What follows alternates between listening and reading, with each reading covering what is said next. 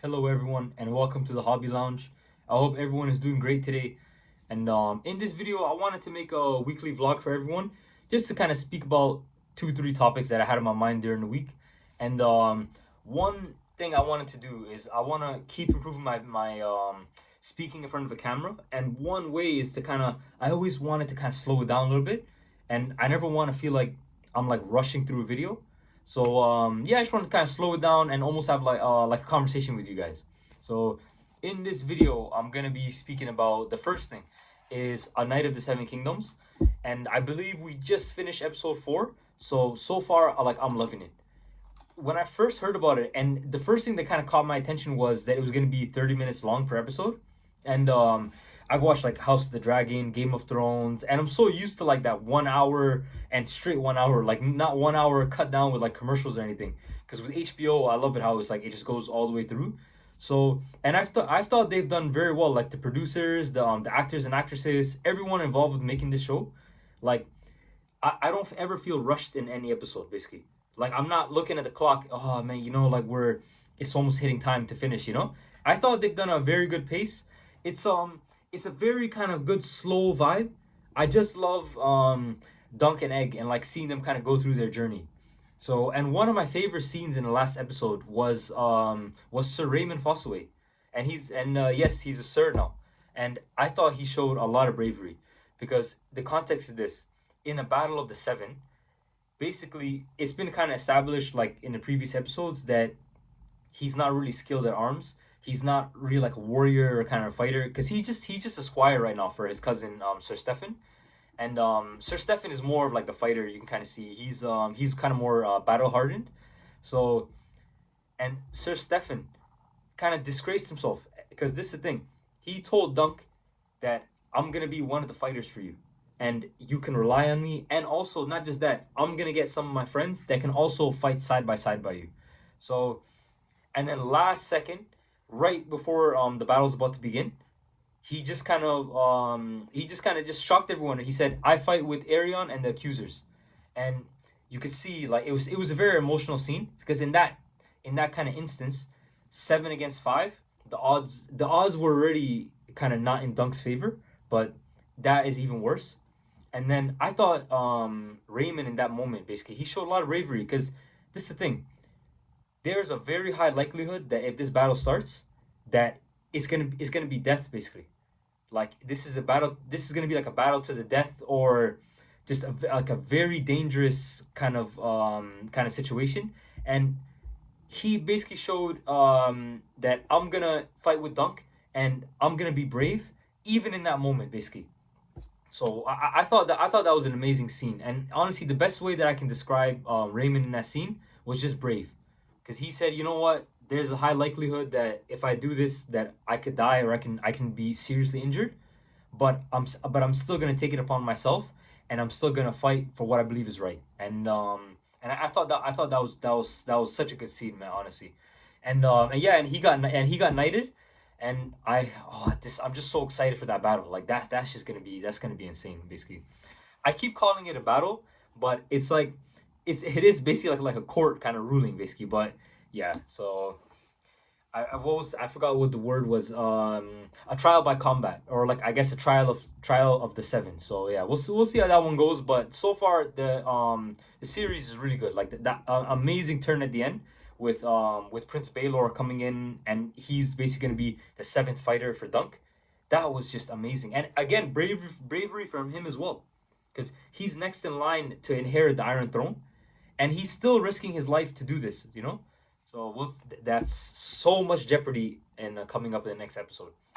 And yeah, actually, the second topic I want to talk about today, and I gotta be honest with you guys. As an Arsenal fan, I do feel a little bit of pressure.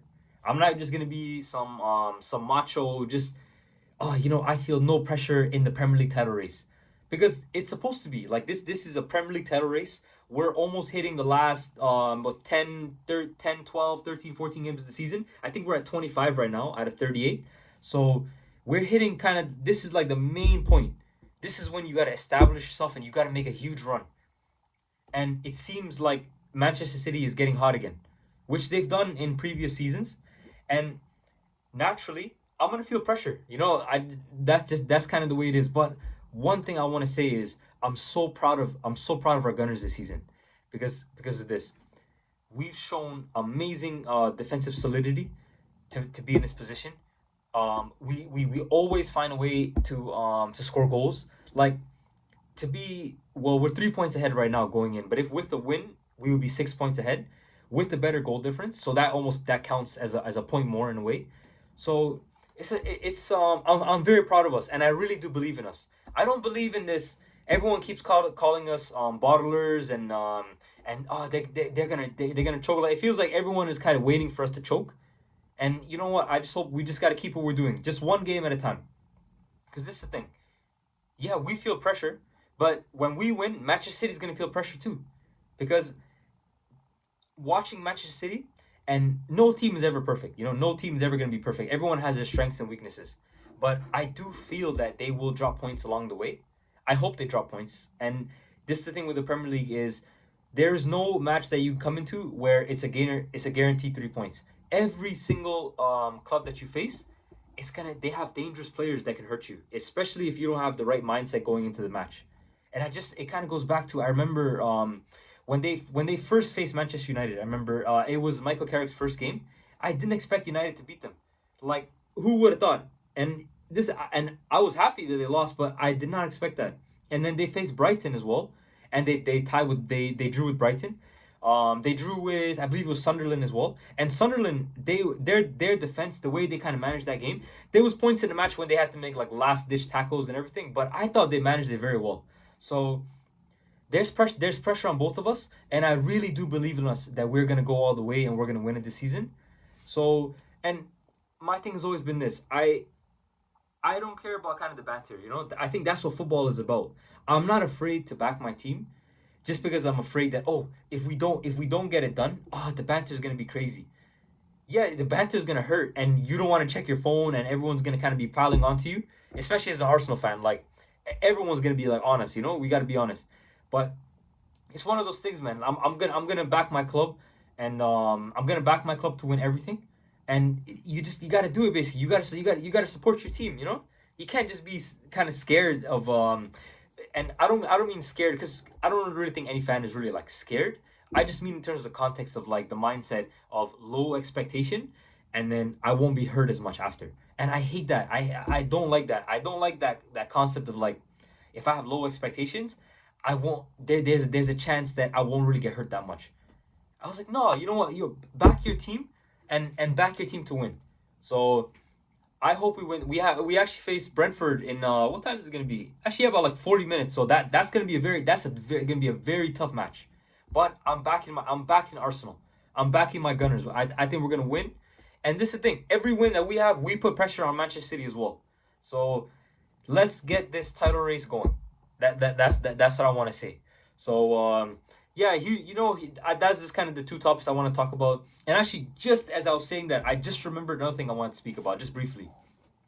I made a video a couple weeks back speaking about how about Chelsea being like kind of like a chaotic club, and I basically said that Chelsea might be the only club that just kind of works under chaos. Like this is the thing.